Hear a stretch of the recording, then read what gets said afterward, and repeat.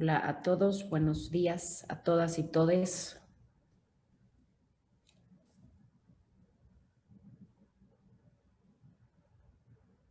So there's also an interpretation if you want to hear that when I'm speaking Spanish. But vamos a esperar un poquito a que se conecte la gente. Buenos días a todos, a todas.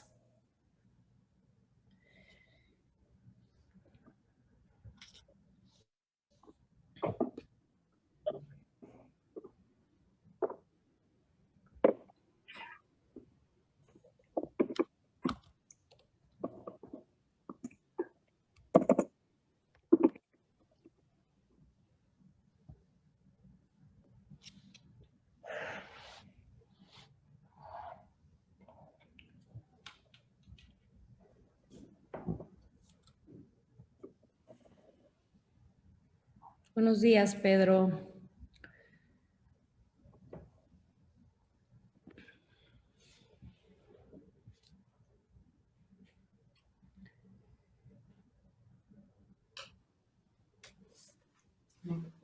Bueno, pues les quiero dar la bienvenida. Como les dije ayer, por cuestiones de facilidad con el lenguaje, me voy a referir a todos ustedes con el artículo femenino, ¿no? Pero cuando lo haga, quiero que sepan que todos, todes y todas están incluidos. Entonces, que se sientan incluidos cuando les diga bienvenidas.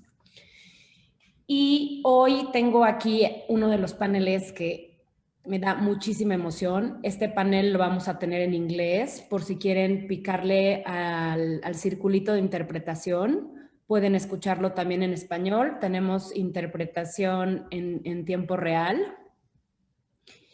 Y vamos a empezar. This panel is called International Community, and I'm really proud and excited to be here. And first of all, I'm going to introduce my sisters. We know each other because we were part of a program from the Department of State that's called the Global Sports Mentoring Program. And we all were participants. So we know each other because of that amazing program that I know it changed our lives. So first of all, I'm going to start with Pavitra, best known as Veli. She is from the southern city of Bangalore in India. She's the founder and CEO of B7 Sports, a former women's national basketball player, and a former director of operations of the Paralympic Committee in India. So welcome, Pavitra. Can you tell us a little bit more about yourself? Thank you, Cecilia. It's indeed a pleasure to be here today. Well, you pretty much covered what I need to tell about myself, but just a little more for the benefit of your audience. We are, of course, in the southern city of India, running a sports management company called B7 Sports, which works on 3 verticals of training in basketball for children and women, and we're into sports consulting and event management as well. So yeah, so we've been very much involved with the work that we want to do specifically for women and young girls in our country. Yes. Perfect. So now I'm going to introduce Carla Bustamante. She's from Hermosillo, Sonora, Mexico. She is the communications and image director of the baseball team Naranjeros de Hermosillo. She has a master in marketing and international commerce from the Valle de México University. Carla, te cedo la palabra. Hola, Cecilia. Voy a primero hablar en español. Un gusto estar contigo y compartir este gran evento que estás haciendo. Feliz de poder acompañarlos. And I'm so happy to be with my sisters and my friends and Cynthia, Belly. Of course, we are in the same generation and we are here. You can see it almost in this place. And ESMP is always in my life and I'm so happy to be here. And as I just said, also, Carol, that I know that being in different Zooms and I know you are from France and I love this country. So I'm so happy to be with you today. Yes, I live in Hermosillo. I work in a baseball team. I started as a sports reporter and now like for 15 years working in a baseball team. So happy to be here with you, Cecilia. Thank you, Carla. So now we're going with Cynthia Correro. She's from Nairobi, Kenya. She has been involved for more than 12 years in community development and working in Box Girl Kenya. She uses boxing for empowerment. She has served as a facilitator with the United Nations Office of Sports for Development, training youth in leadership. Tell us more about yourself. Yeah, thank you so much, Cici, for the invite. And I'm also very much happy to meet my sisters, Pavitra, Carol, and also Caroline, Samantha. I'm very, very happy today to be part of this panel to share our experience. So I think Cecilia's mentioned who I am and what I do. So I have a great passion for sports for development work. So I've had the experience for more than 10 years, mostly in trying to advance girls' and women's rights issues through sports. And I'm also the founder of Footsteps. We also use football for girls' empowerment and also engaging parents to collectively involve in ensuring girls continue playing sports even in school and also at home. So it's a pleasure meeting all of you, and I'm glad that I'll be able to share some of our experiences and what we've learned throughout this process. Thank you. Thank you, Cynthia. So last but not least, we're going with the dream keeper, Carl Pancho.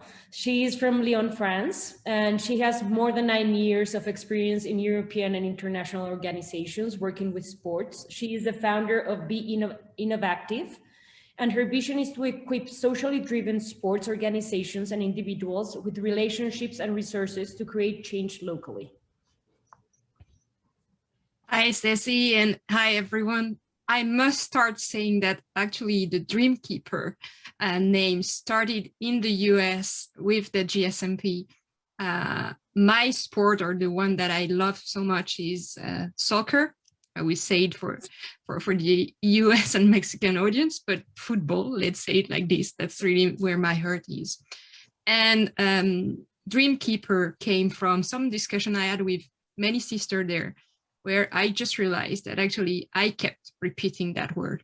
Why I'm mentioning it here? Because Cecilia, you opened it saying it's a lot of emotion, and I fully agree with it.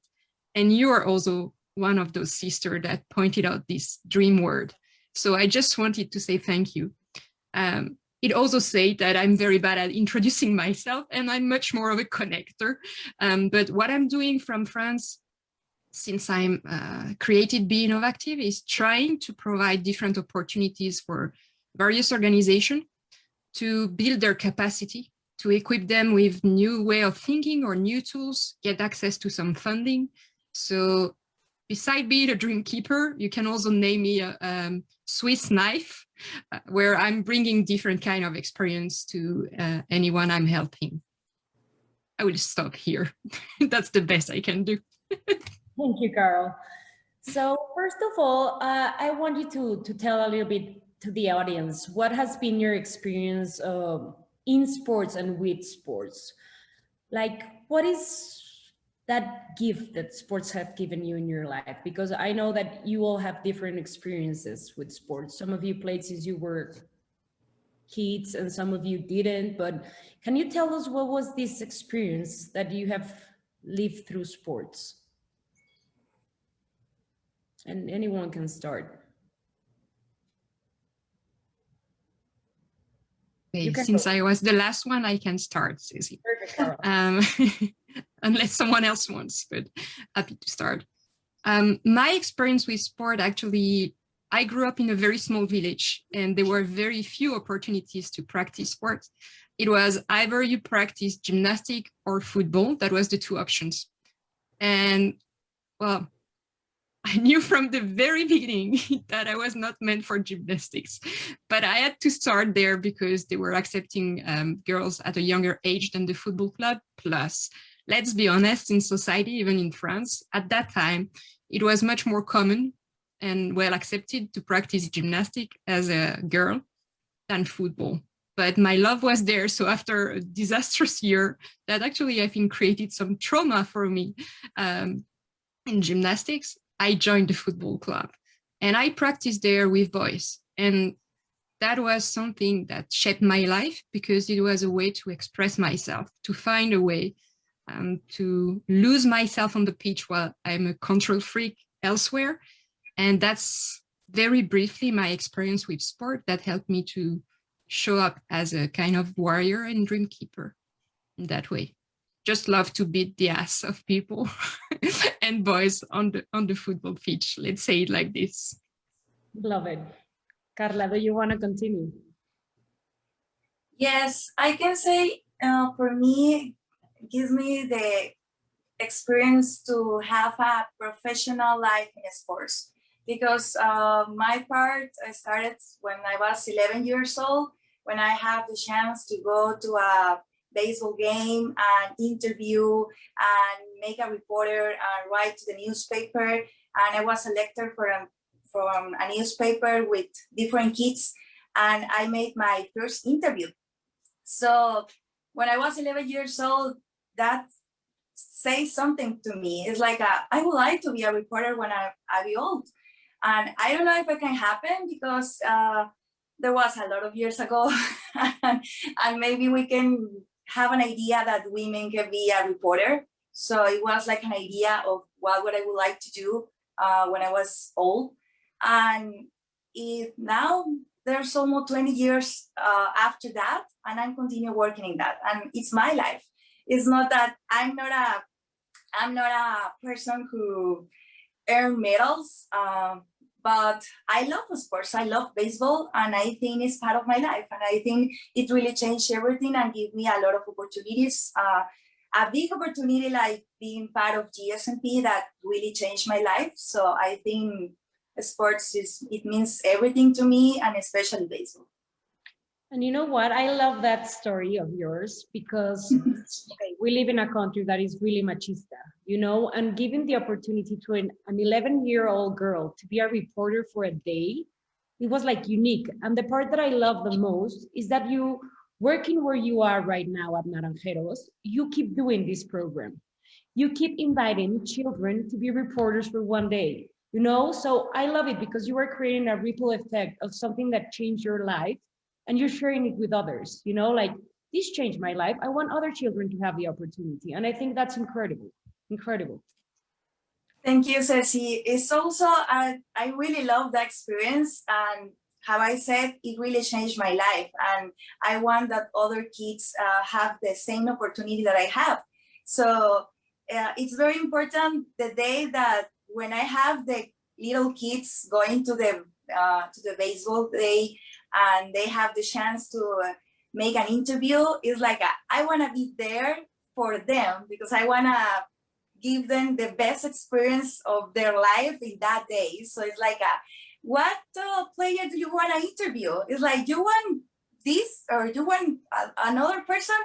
I want to put it there. I promise that player is going to be there for you, because I really wanted that they have that experience. So it's kind of an amazing. Thank you. You're given the opportunity for the next director of Naranjeros that might be a woman like you. So that's amazing. Cynthia, can you tell us a little bit about your story with sports? For me, I think it goes long into my primary level. So I can say maybe in my grade 5, grade 6, grade 7, like in school. So I think, and then when I went into high school, the best thing that I always realized that I can do for myself was to really be out there and compete. Because for me, sports was mostly that platform that made me ease from situations and also have the chance to also involve with other people. So when the sport opportunities was always in our school, was to give because I was in a girls' school, so was to give our girls' school the opportunity to also go out there and meet other students and just interact. But I think it really did something for me, because at that time, when you are always like in school and you always want to have like these exposure events, you always want to meet new people. So I think for me, sports really created that opportunity for me, because I used to play handball and also participated in in short and long races in school. But the funny bit of it is because those who participated in sports were always having the chance to get a free pack of milk and bread and juice and soda. So I think there was also an inline motivation to eat. Like when you go out and participate in sport, there's something that you always get back. And looking back from 10 years plus from that, I think for me, sport has enabled me to give it back to girls and women in my community, for them to realize who they really are. And I think the gift that mostly I picked from that whole process of playing sports, because currently I don't play, but I'm mostly involved in the administrative work, seeing on how girls and women can really get involved in the sports, not only for playing for it competitively, but how it's really structured into supporting them holistically in terms of their development. How can they really be confident, have their confidence back in their skin? How can they really feel strategic, even with what they have, and use it and utilize? I think for me, sports really helped me understand the element of strategy, how to really align staffs, how to really use different elements in sports in terms of techniques to really bring out the results that is more collective and also sustainable. So for me, I really felt that element really coming out. And I think tying it into the GSMP experience for me was more understanding like how my action can really translate to date without fading away, but really having that ripple effect, really evolving into different elements, and not only helping myself, but also helping others that really get in touch and also like in connection with me in terms of using the sports itself. Yeah, so I think it's really a very good gift, because how I use it in my primary level, in my school time, and how I'm still continuing using it with the same strategy to really impact lives and also change the lives of others within my community. Yeah. And I love it because like you're becoming a role model for girls in Kenya, but not being an athlete, you know, like a highly professional athlete, but you're also telling them that in the sports world, there are other options. You know, you can also be an administrator, you can also be like a trainer, you can also learn from different things. And I know you're also an entrepreneur, you know, so you are becoming that role model to girls. Tell them like there are a lot of options in sports, you know, and I know that that is a really powerful position to be, like an empowering position to others, because I know in Kenya there are not a lot of women in your position working with sports to empower others. So I think it's really powerful. Yeah, yes, that's very true, Cici. It's I think sports really train you to be tactful. It makes you like see things and key elements that really helps you modify like your spectrum of how you are viewing stuffs and what you really want to be. I think the important element of it, even being an entrepreneur, is really understanding what you really want to be, how you want people to really realize and know your identity of who you really are and what you really want people to understand and know. And I think it's a very critical element, even for girls and women empowerment, understanding who they really are and how do they really want people to understand them and to know them. And I think it really gives that element, and it's very true. I think we really have very few top level positions management in the area of sports, whereby women are also like on the lead. And I'm glad that with my GSMP sisters in Kenya, we always meet and have these discussions. And I think they also hold different positions within these institutions, and like being heads of entrepreneurship, like we have Grace Iraguri, who is also like in the Kenya Private Sector Alliance and act as the board members. So we really like in sync together, see on how can we increase these opportunities for even girls and women. And we think when we start creating platforms, even as early as now, when a young girl who is 10 years old coming in place, I think it's more of creating pathways for them, because you never know, maybe in the next 10 years she'll be the one sitting on this platform and maybe the panel next time, really shaping the future and really seeing how it's really impactful and how the journey has been. I agree. That's really cool. So Belly, tell us about your experience. You were a super basketball star in India, and I know that for sure. Yeah. Well, thanks. Honestly, Cecilia, it was never my dream to come into sports, or it was not something that I was aware or exposed to begin with. So it's not something that I grew up thinking that I'm going to go into sports or I'm going to, take up sports as a career. I would say it was a series of accidents and then eventually realizations that led me to where I am today. But just treading back a little bit to say, as a young kid, I always knew I was very active. I was very sporty. I wanted to go out and play, but there wasn't much group of girls or an organized sports where I could participate.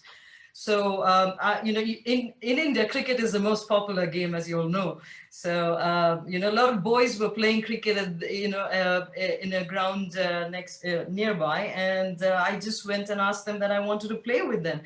And, batting and ball, it's very similar. Cricket is very similar to baseball, for those who don't know. It's pitching is called bowling and batting is just what you do with the slugger.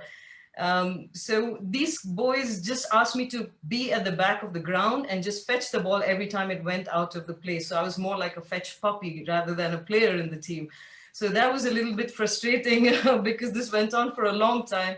And eventually, I was able to crack into their team because I went home crying to my mother saying that, these boys are not allowing me to play. How long am I going to field?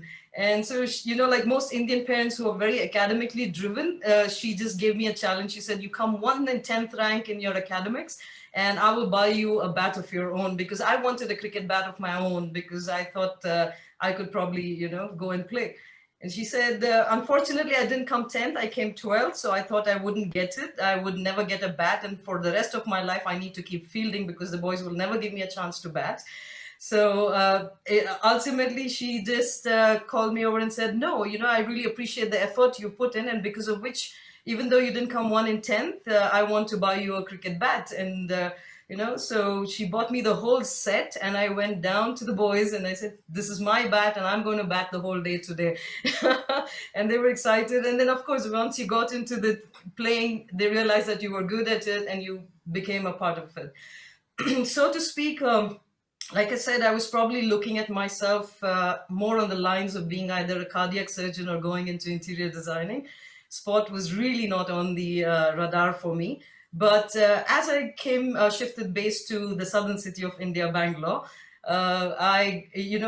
something that started very innocently in my 9th grade was the school prefects wanted to know where you would get into, which sport you want to play. And I didn't even know what basketball was. We didn't have an internet. Of course, we are not from a dinosaur era, but we didn't have internet back then. So the exposure to sports was not as much. So I just nudged my friend and asked, what is basketball? And she's like, I don't know, some 2 poles, I believe. You got to keep throwing the ball and you grow tall. So I'm like, okay, let's grow tall, because Indian women are not very tall by our DNA. So, that's something that started as innocence, and you just want to hang out with your friends, and enrolled into sport. That was a turning point for me, because that is where I started understanding and getting exposed to the power of sport and what it can do to you. And I think I started enjoying the game. I understood how I can push my body and mind at the same time, which is something I never knew. I felt like I was reintroduced to myself. It was a new part of me I didn't know. So, I became good in many sports. There was a time I was playing cricket for the state team. I was playing baseball for the state team. I was playing basketball for the state team. So I was doing all the 3 sports, and that gave me a lot of exposure to how the system is and the benefits and the magic of sport. And that is when I probably unknowingly decided I need to be in this field, because I believe in the magic and the power of this field. And this is where I felt was also a place that needed a lot of reform and a lot of work to be done.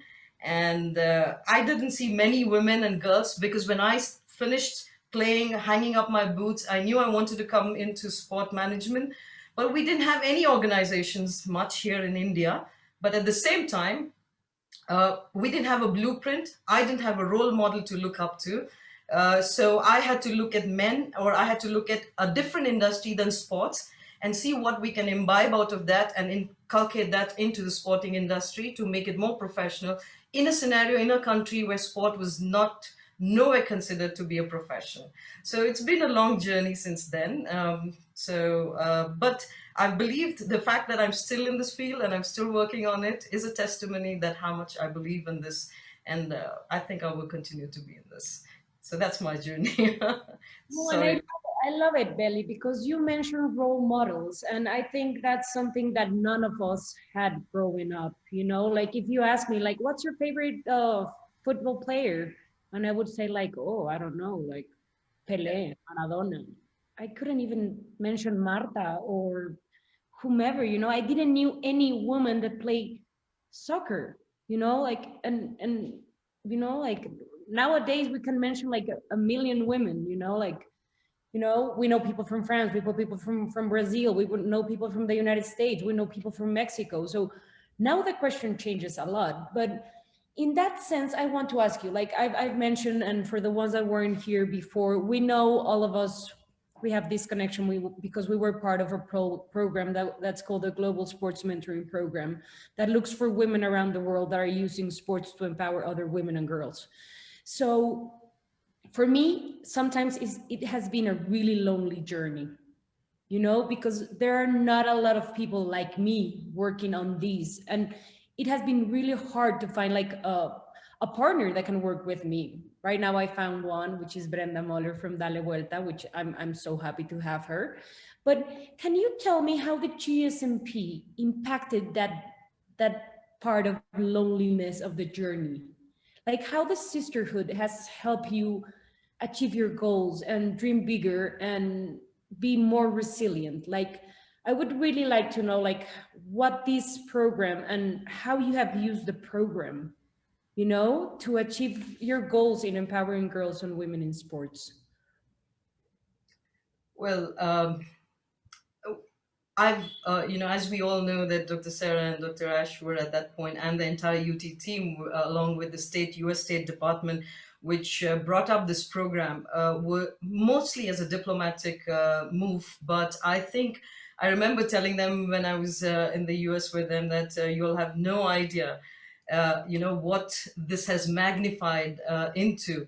And it's more than just a diplomatic move or a program, because this is really run into the connections, the network, the tribe, which otherwise probably would have taken much longer time, and probably most of them would, or us, would have not had access to. Like the very fact that all of us from different parts of the world are sitting here right here today and we're talking, and of course a lot of our sisters are not here on the screen, but I'm sure they're all around, is a testimony to the network that is, you know, made available to us. The fact is that you have someone who understands your language, someone who understands your passion.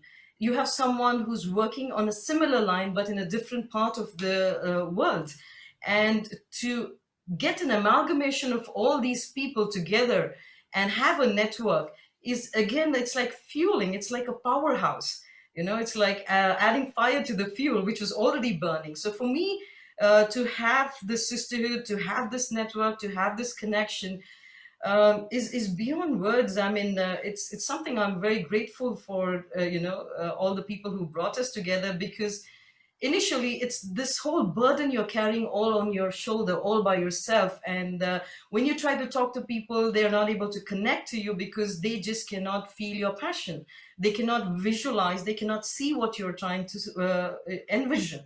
So now you have so many other people around the globe who are doing this work. And when we get a chance to interact, you're not only learning the culture and the issues which are there new to that region, but you're also identifying which is similar to yours. And not to say that, you know, you take a comfort zone because they also have the same problem, but it just gives you that little leverage of knowing that you're not alone. You have an entire team that is having your back at any point, anywhere, any day. You need anything and they're there, right there for you in any form you want. And that kind of, you know, most times, most leaders, when they're fighting a battle or fighting the fight, they don't tend to, you know, of course, they have their own strengths and power. But sometimes just knowing your back is covered gives you that extra strength and confidence to go into the battlefield, knowing that there is someone who's having your back. So I think GSMP gave that power to all of us, to know that, we have this support system. And I, for myself, I know there were a lot of challenges I was facing when I was, executing my program, but a lot of my sisters and all of you who are here with me right now today, Carla and, Hannah and yourself, Sissy and Carol, Cynthia, all, at any point in time, just to, have that conversation, just to know that you guys are there, and you've always called up, or, always given those little pep talks, or given sometimes we're so conditioned with the problem, we cannot find a solution, and we have a one-track mind, or sometimes as leaders, we become stubborn in the vision we've created. And a fresh idea can come in, a fresh perspective can come in from your sisters, from this tribe, which can really open up your mind and the horizon to what could be a different possibility. It's like you have a global boardroom where you can get ideas, where you can get, honest, sincere opinion, because they're equally invested in your success as much as they're in their own projects. So for me, it's been a very tremendous experience, something that I believe is, very powerful. And the more we can magnify that, I think that is only just going to be the real tangible difference. We can talk, we can speak anything, but making those connections is a real first step forward. So I believe this is just a great, connections and network and the tribe that is being developed. And I only hope we keep growing stronger from here. So Cynthia, I'm remembering that I used to call you Madam President. So, so tell me, what was your experience like, Madam President? Yeah, thank you so much for following protocol. Yeah, Madam President. I think you're also like the Madam President. We used to tease around and say, who is the president, who is next? And I think I can echo what Harvey has also just mentioned in place. I think the sisterhood was so much undefinable. Like, it was so great. I think one of the things that I appreciate with the GSMP family and all of our sisters coming together, mostly like my group for 2015, I think there's that great support system that one gets. It's crazy because Carol has also really supported me in one way or another. Carol is sitting here today, and we were not like in the same GSMP sister lot, because I think I was for 2015. I think Carol, if I'm not wrong, maybe a year later, like from my side. But I think I've tapped into all that network. I think it's a big wealth of resources, and from individual, like each sister has something that is greatly unique that you can tap. So I've had conversations with even Katie with the Derby France. And there's even some things that they have brought for me as recommendations for my applications in other French development agencies, and they have really come in handy. So for me, it's like we have a pool of resources, and at a time where I've also spoken with Pavitra, so it's more on the personal development growth. So sometimes you reach a point whereby in life you just want to know, how are you faring? What's happening? What are you doing? And I think I've had this conversation with the Pavi and saying that, okay, I'm at this state of the institution of footsteps. This is like what's happening. I'm trying to do this and this. What do you think? What's happening? So you have sisters that are like mirrors to you, and they're very sincere mirrors. They tell you how they see it without having any shades on, like there's no glasses, like this is how it looks like, this is how it is. And I think also, for me, I've also seen even great support from my GSMP Kenyan sisters in place. And I think we always meet like almost end of every month. It's either via Zoom or maybe you're meeting on a physical space. You're trying to see what are you doing. And I think for my sisters here in Kenya, it has really been a great support because we tap into each other, and they have also come into our projects. We've done projects together. Just recently, like last week, we organized a capacity building for grassroots organizations, and all the GSMP Kenyan sisters were involved. So whereby we had all different roles and we did training for grassroots leaders on what they should do to strengthen their capacity. And I think it's because we realize that all of us have resources, and if we work collectively together, then there is that collaborative move that will really bring something sustainable, because we tap into each other's resources, into the networks that we have. We try to borrow ideas, we try to share links, we try to share information. And I think that is something that is very powerful.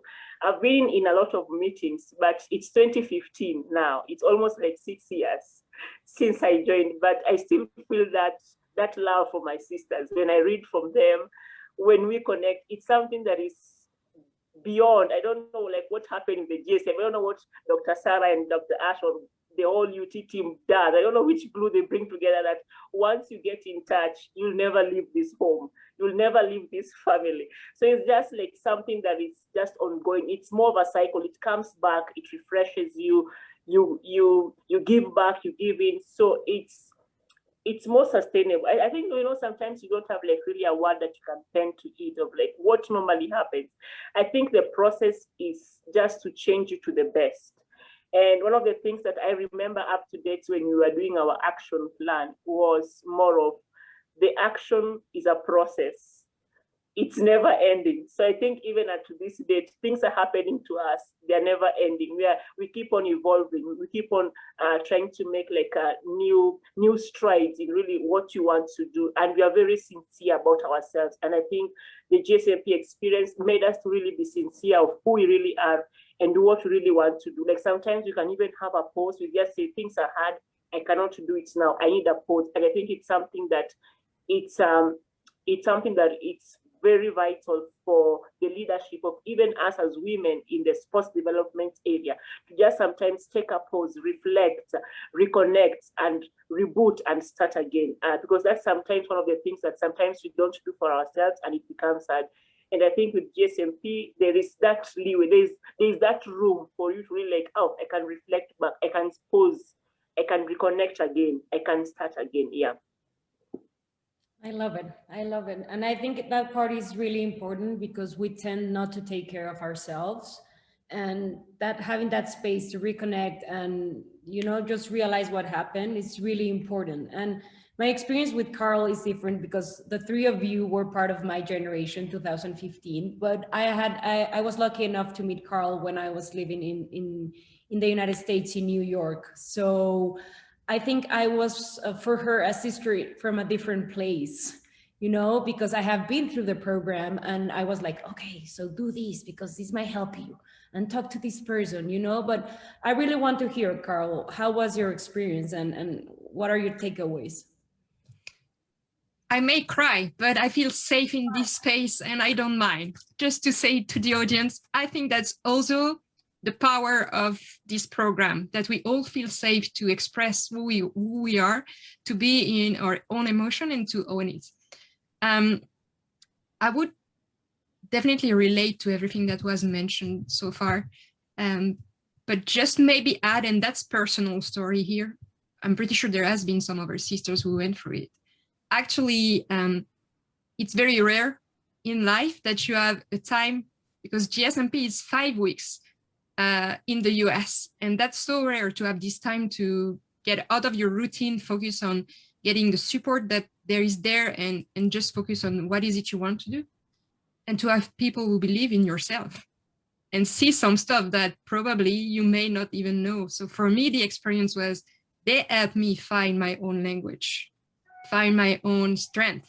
And I would definitely not be on this panel right now without the two ladies that have been mentioned so far and the whole UT team, without them seeing something that I was not able to see. So a few of you have been speaking of loneliness in the journey, but sometimes it's through this experience that you realize how lonely you were, because we are so stuck into what we are doing and experiencing stuff and just feeling like, it may come from me or whatever, that you don't realize it was a lonely path because that's the way it is in society or something like this. So it was just an eye-opener. And the final things that I would like to add is, it was a leap of faith.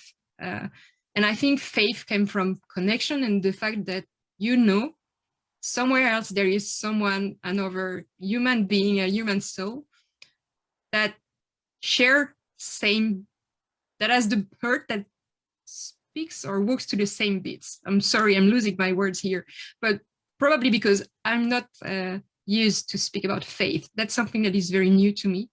And I'm not speaking of God or religion, it's just faith in humanity. And I found it through the program. So I'm just grateful for this. And that's why I had the baseline that is dream, believe, and become, and it all relates to what I experienced there. Yeah. Perfect. So Carla, my Mexican sister.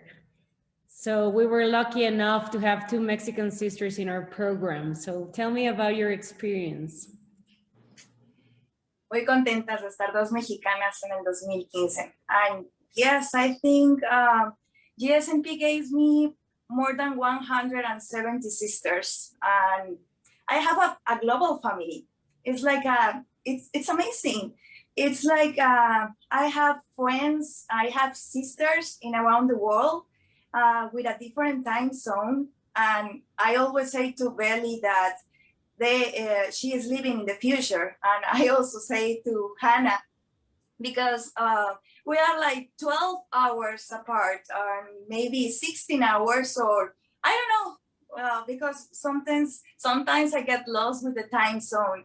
And it's amazing that even when it's like a new year, we have our WhatsApp group and we can have like, Happy New Year, Happy New Year, Happy New Year, like many different times, because we are starting from New Zealand. And I think I'm the last one who is celebrating New Year because I'm living in Hermosillo in Mexico. So it's kind of an amazing receiving these different messages from around the world in different hours, because I'm started celebrating the New Year like 16 or 18 or 20 hours before my New Year. So I think it's amazing that we have our tribe, our family, and we know that we can support each other, because we know that we have problems sometimes every day, and it's very hard being a woman trying to fight in a sports area, because there's a lot of things to do and there's a lot of things to change yet. So I know that I always have you in Mexico as my back. I know that I always have Belly or Hannah or Celia or all my generation for 2015. And now I know I have Carol too. And I've been reading a lot of different messages right now. Dr. Ash is already here. Hannah is already here. Piña from Peru is already here. And this is amazing, because this is like GSMP give us. It's like we are together even when we are many miles far away. So it's really amazing. And I'm so glad that we are in the same country and we are sisters, and we continue saying like that even in English, like we are sisters. And I love being part of the GSMP family. So Carl, do you want to say something? I just wanted to add on it that this has proved even more powerful in those crazy times that we have been through in the last month. Years. It's starting to be years now anyway. But what I mean is the connection and the fact that we can support each other and feel for each other also when we are in pain and etc. This is also what a gift, what a present. Whether we are in the future or in the past from the time zone, we are in the present. Yeah, that's true. And we have a couple of questions, and one of them, Mabel, is asking us, like, we live different situations in our countries, which mostly all of our countries are a little bit machistas, you know, like there's this war of power between men and women. And she's asking us, how do we manage these gender inequalities when working with sports? And here comes the hard questions, you know, because talking about how beautiful GSMP is, it's easy for all of us. But what are the tools that you have developed to go through these gender inequalities in sports? And how do you manage? And if you want, we can start with you, Belly.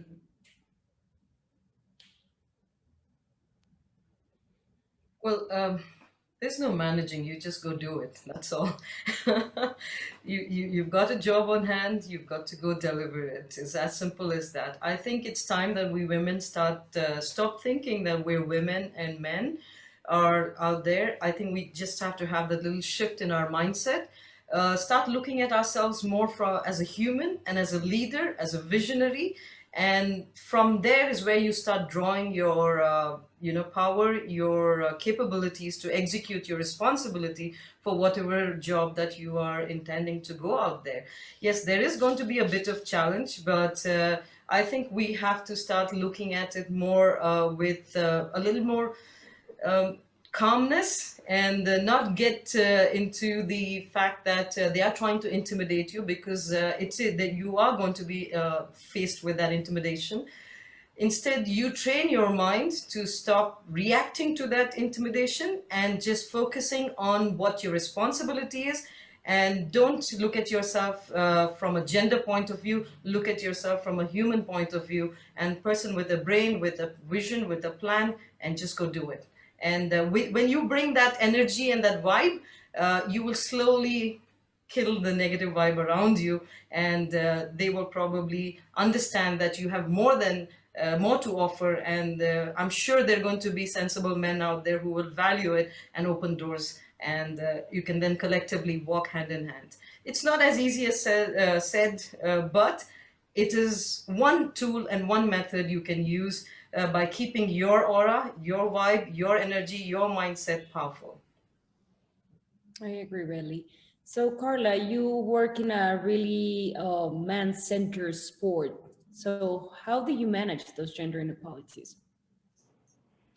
I'm gonna say something that I already remember right now. I remembered you on the first day of ESMP asking a question to everybody. So how we can learn of not giving up, no? And you were a little angry or frustrated or something like that. And it was, this is interesting, because I would like to know the answer to. It's like, I would like to know how we're gonna do it. And I think after working many years in sports can teach you that one day you can win and the other day you can lose. And it's a very hard situation.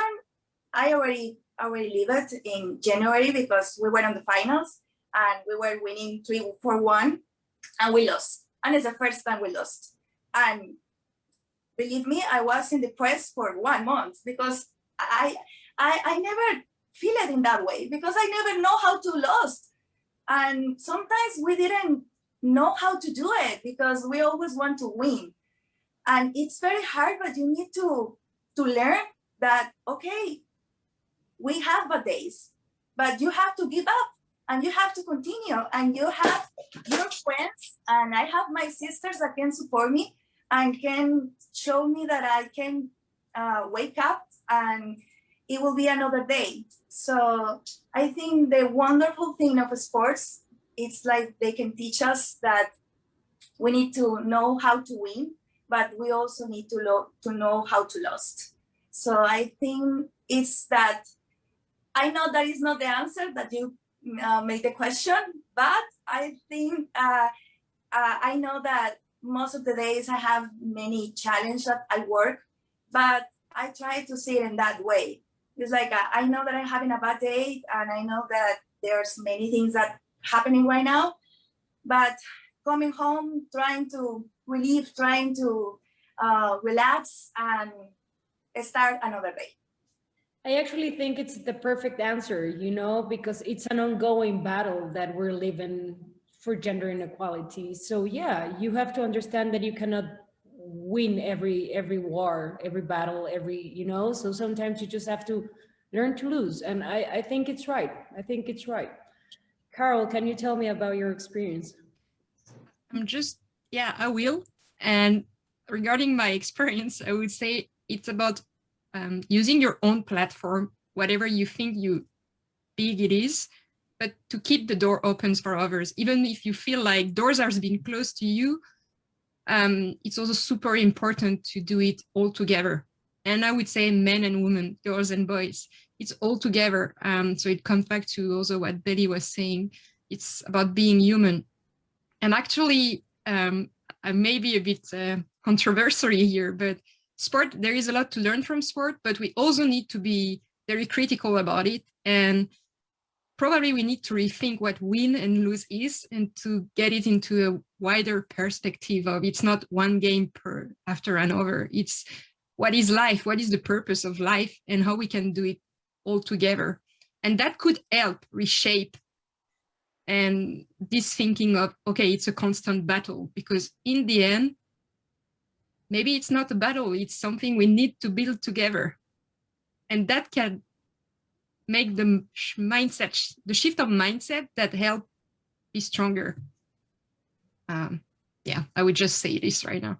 No, and I agree. I think we have to have a change of mindset, but sometimes on the daily basis, it does feel like a war. It feels like this, but probably our role can be to stop speaking and thinking of war. Yeah, no, and I agree. The moment that we change our mind, we're going to approach the problem differently, you know? So we have to take ourselves outside of the problem, you know, to see the bigger picture. But Cynthia, tell me, how do you manage all of these gender inequality situations when talking about sports and in Kenya? Yeah, I think I can echo what my sisters have also like just shared. I think the journey about gender inequality, it's really a process, and maybe we may not finish it now, because I think the dynamics changes, the elements of inequality, it's changing as things progress. There are different elements that happens in life, and how we view it and our perspective is also changing, because the way maybe I view it in my own perception, it's so different. So maybe there's some elements that maybe crop in that really magnifies inequality in the state of how maybe men are perceiving it and how also women are perceiving it.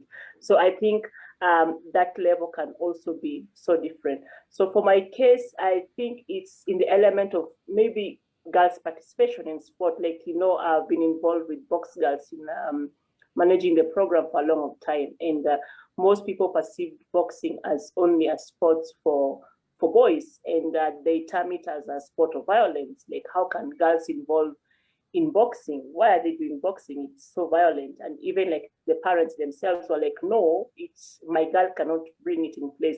But I think changing the perspective and also trying to bring on board the parents, those are like the fathers of the girls, and also the teachers who are male teachers, bringing them into that conversation. Because I think sometimes not bringing them in the conversation, it's also one of the limiting factors. So when we bring them in this conversation, it's not like we are trying to really be on the side of how they think, but trying to really ascribe and really share with them how can they really take part in ensuring that there is a piece of a pie for every girl participating.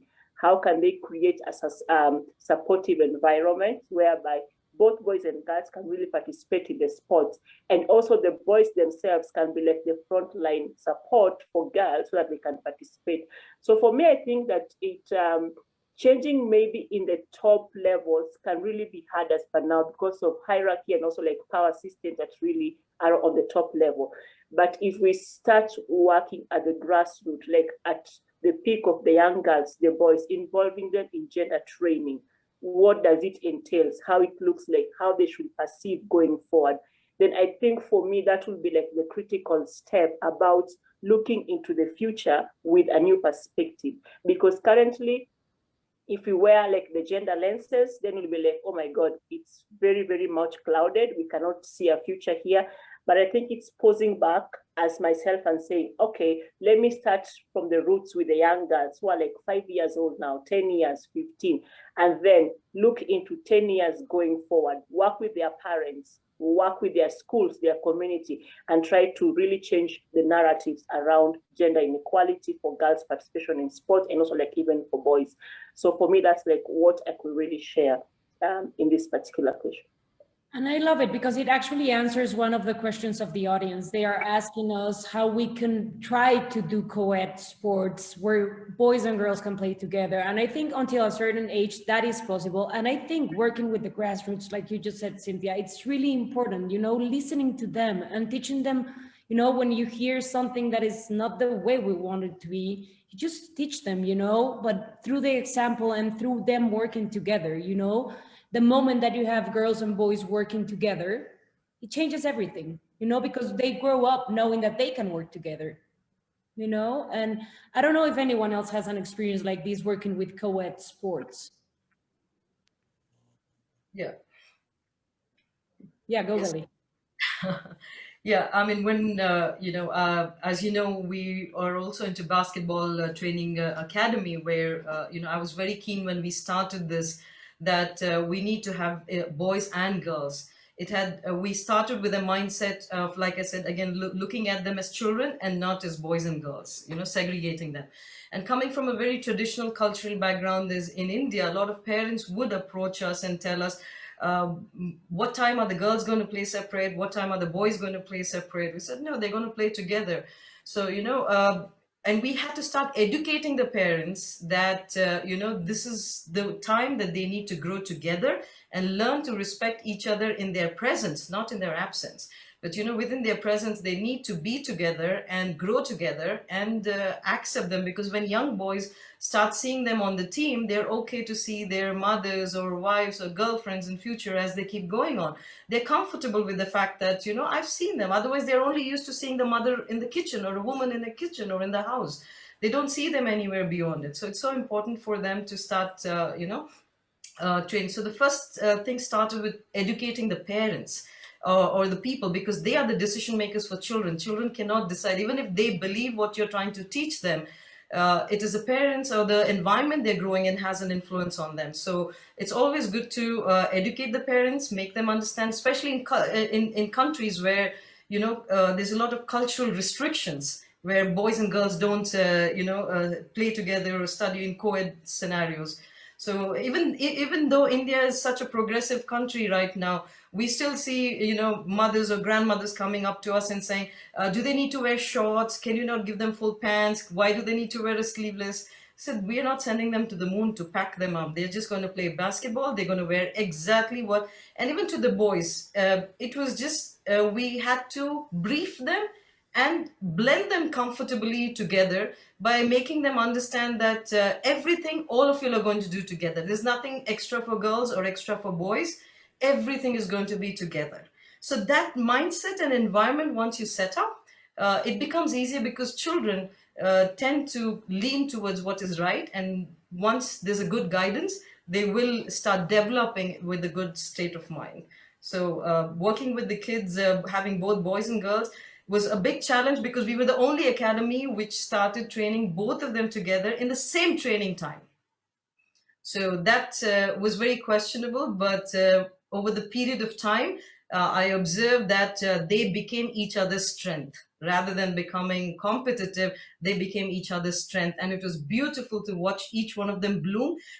Even when they played small mini league matches within the academy, we would make sure they're playing together. It's not the boys match separate or girls. The boys and girls played together. So it was really nice to observe and watch that the boys are coaching the girls, encouraging them, and the girls are coming and giving feedback to the boys, how they have to play. So it became more of a team person rather than, boys or girls. And they became one tight family from there on. So I think it all starts with us elders, coaches, mentors, and facilitators. What kind of environment and what do we stage and create that environment for them, and they will beautifully blend into it and slowly get the parents or the caretakers also into the system. Then the journey becomes a lot more easier to take both boys and girls together. Carla, do you have anything to add to that? Very briefly, I know it's different perspective, and I grew up in a different kind of culture, but still it was the case that the problems, I would say, or the bad words were coming from parents. So it's echo with what Betty was saying. It's a lot about the environment. And in reality, when you play, and that was my case from 7 to 12 years old, I was playing same team than the boys. And I honestly never felt like they were wondering why I'm here, etc. Maybe they did, but they never made me feel like this. And neither myself, I was questioning it. It was just like, I will own my my place on the pitch if I'm good enough. And well, whenever I was hearing some words from the parents, they should have known it will encourage me more to beat their own guys. So just to say that I think it's about the safe space that you create and the intentionality that you bring into your programming. And that's just what Belly was saying about the role of coaching and how you create your program. But in the end, for the kids, if you create it safely, then most of them would be just happy to play together. It's the same with the experience with racism. As a kids, they may not experience it. It's what they are told then by society and etc. But just the little beautiful kids, so they will not think of gender or etc. Just let's play together and let's also then be intentional of what winning means. And that comes back to what we were saying about win and loses, and is it coming together or is it really beating the others and etc. So that's what we mean. We need to focus on when we develop this co-ed program. Carla, do you want to say anything? I think that I agree with my sisters, but also we need to educate our society and of course encourage the academies to give the permission to accept boys and girls at the same time.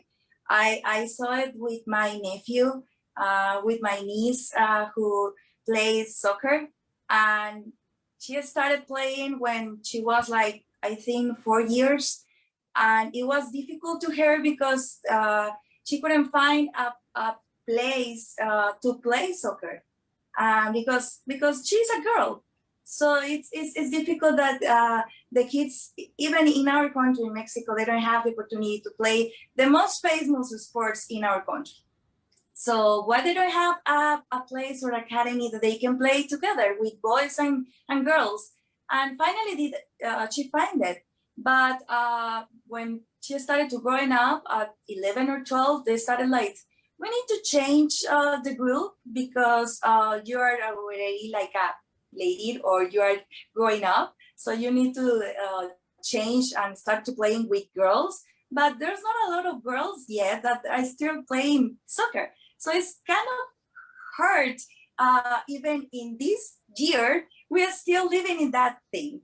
So we need to encourage our community, of course, the academies, that we can give it a chance to the kids to play, whatever they want to play, and they can play together, boys and girls, and also the parents, because in my city, and I can say that also my family is like, why are you playing soccer? It's like, why my niece is playing soccer? It's like, sometimes we don't have the support even in our own family. So it's hard that we can support our family or my niece playing soccer. And I think we can see it this in Mexico, and I'm sure in all the countries and more countries more of the time. So I would like, and I hope, and I believe that this can be changed.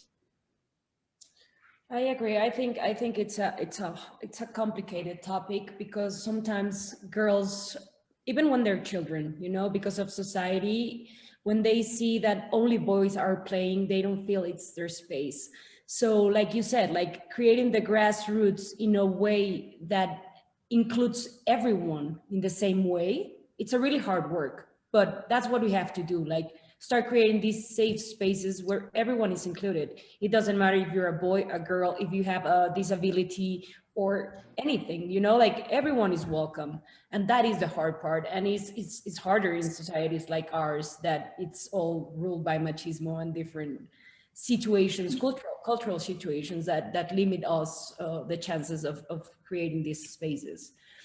Oh, we just have like 10 minutes more, but I really want you all like to share with the audience like an aha moment, a story that shows your resilience and your power. And yeah, Belly, you can laugh because I am asking for the carrot story, but you can tell another one if you want to. But yeah, we just have 10 minutes. We can go a little bit longer, so try to be short. But I think it's really important that people hear like an aha moment, you know, that you had, and you said like, oh, what I'm doing actually had an impact on someone, you know, like I can die in peace today. So Belly, if you want to start, because I want to listen to the carrot story. Somehow the carrot story seems to have been your very favorite one, Sissy. Well, I think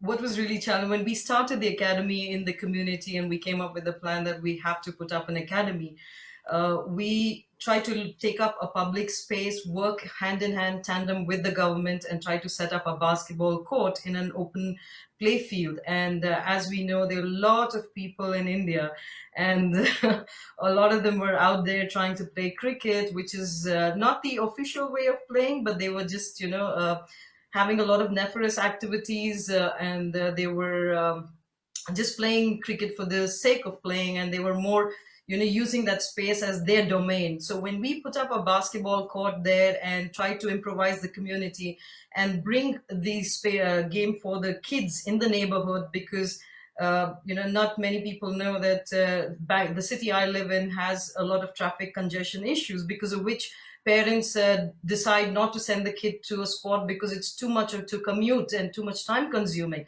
So in order to address that issue, we thought bringing the sport to the neighborhood would eliminate that problem and encourage more kids participate. So when we put up this court and try to, you know, run the training program, there were probably around 100 plus people outside of the court playing different sport and betting and drinking and, you know, a lot of other nefarious activities.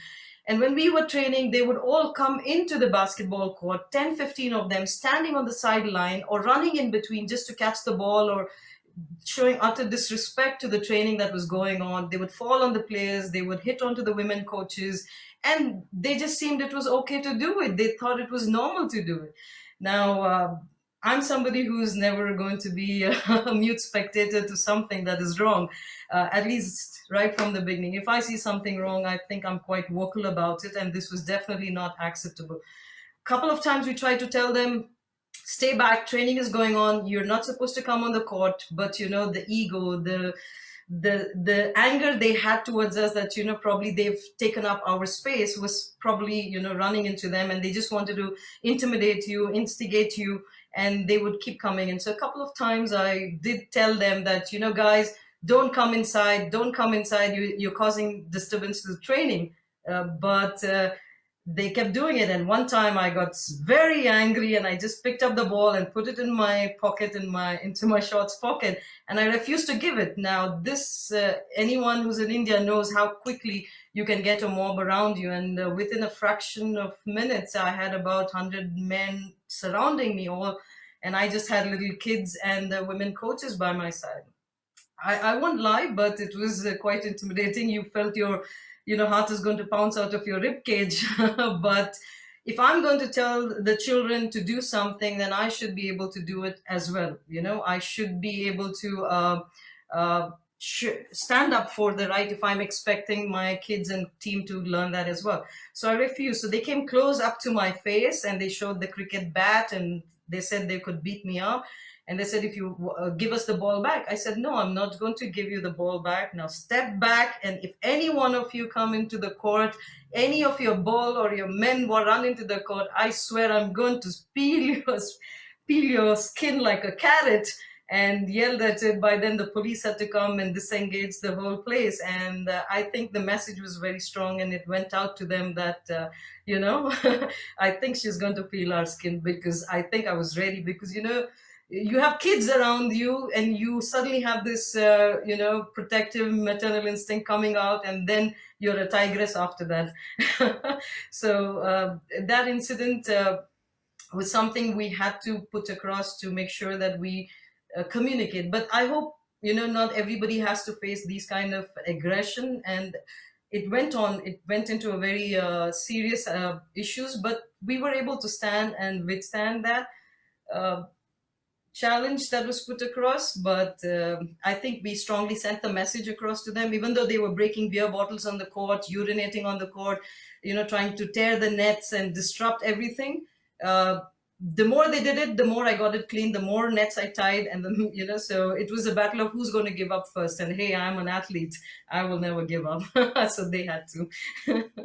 You're resilient, but Most of I it love that story. I love that story. Yeah, until one of our sisters from Egypt, Hayam, told me, be wise, Belly, be wise, and choose your battles, because not all battles are worth being fought for. So you have to change your strategy and stuff like that. But yes, I know it's your favorite story.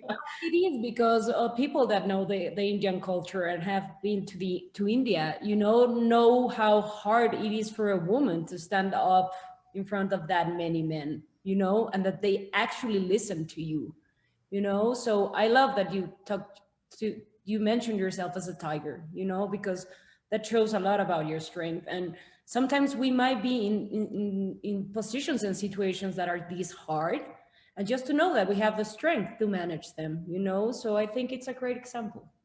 No, like I say, you don't even, it's not like, you knew that you're going to, I mean, most of the time I'm quite docile person. I don't go around fighting with people, but I'm quite, but this is again the beauty of sports. It always reintroduces you to the part that you never knew you had, so then you come to know, yes, I am going to stand up, or I have the capability to stand up.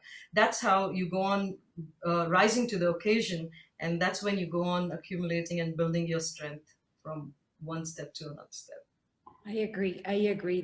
We have a few minutes to go, but does anyone else wants to share like an aha moment and a story?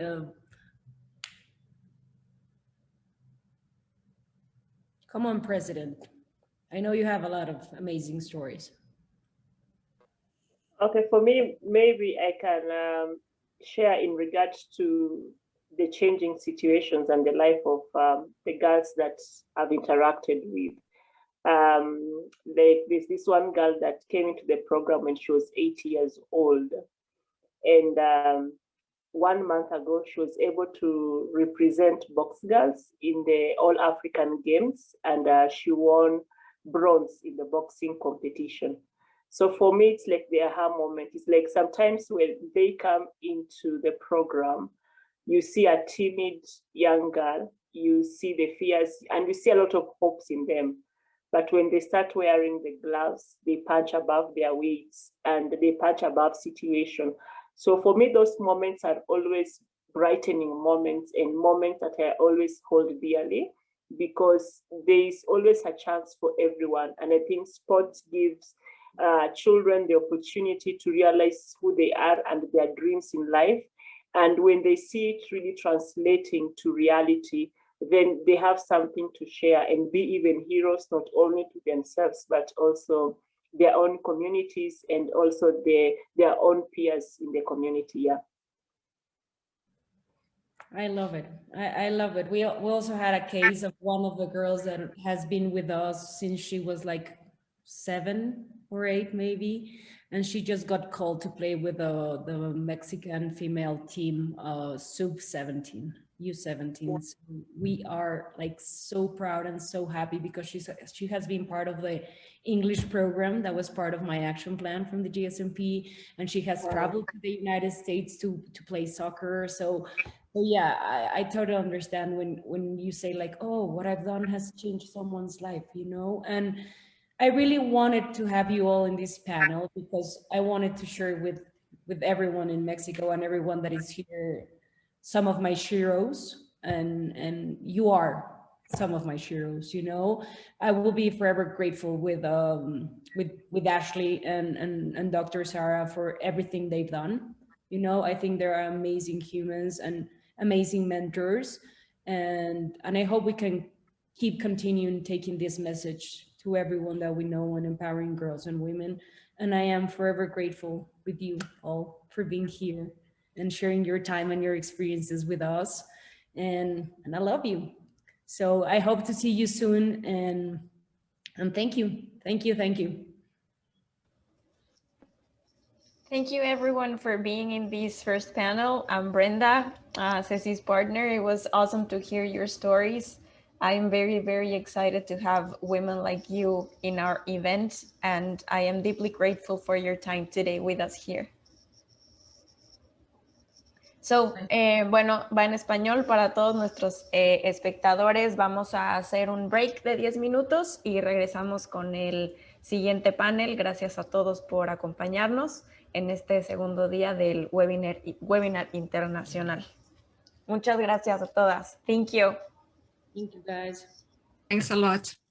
Take care. Thank you. Bye. Thank you. Bye.